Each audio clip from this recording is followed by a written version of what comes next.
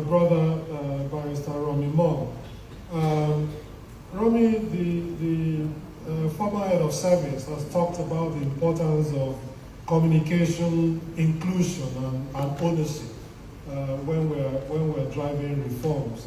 What would you say are the major obstacles to citizen participation and engagement in governance processes in Nigeria?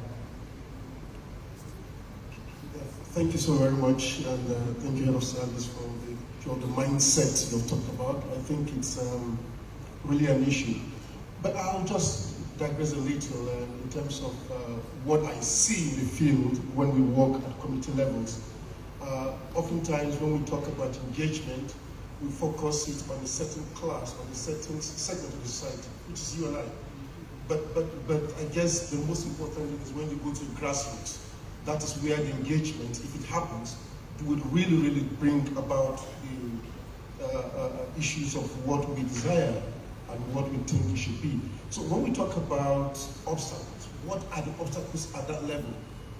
I recall once I was talking to a woman in a rural area, and as a human rights lawyer, given the fact that she had suffered some violations, I was telling her we could sue the government. And she looked at me, she was bemused, and she said, sue the government? How can I sue the government? The government owns me. The government is my father. It's not possible. You don't sue government. That shows information, knowledge is critical. And that is what is lacking often at the rural level, at the grassroots level. And so it makes engagement with government very difficult. And even when you look at the contemporary Nigeria, when we have this information also, oftentimes it's just data. Because information being data needs to be harnessed into knowledge that can then be translated into power to engage. And oftentimes we lack the skills. So at times the processes, the mechanisms and all of that is not very well known, and it kind of obfuscates or blocks the engagement with government as it were. From the field, I will also add something that I think is equally very important, that the issues of economic empowerment.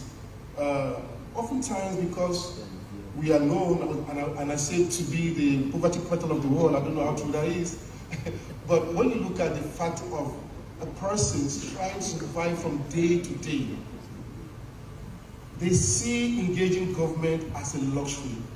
You're just trying to survive, so you don't want to go through the processes of going to see the legislator, possibly who is in the city, and you're down there and all of that. And even when you go to the red tapeism, to see a legislator also becomes an issue. So all these are small decimals, but very critical ones that blocks and stops the engaging with government by a citizen, and it should be.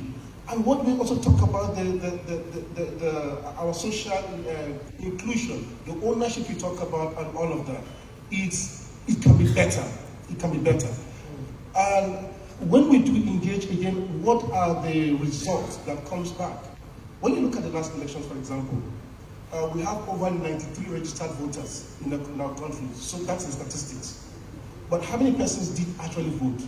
Less than 30%. In fact, 26% were involved in actually going to vote. So when there is no returns with regard to governance, the apathy begins to set in. I mean, it doesn't matter what I do, there won't be anything in return. So accountability to citizens, transparency, and all of that are key in enhancing engagement with government.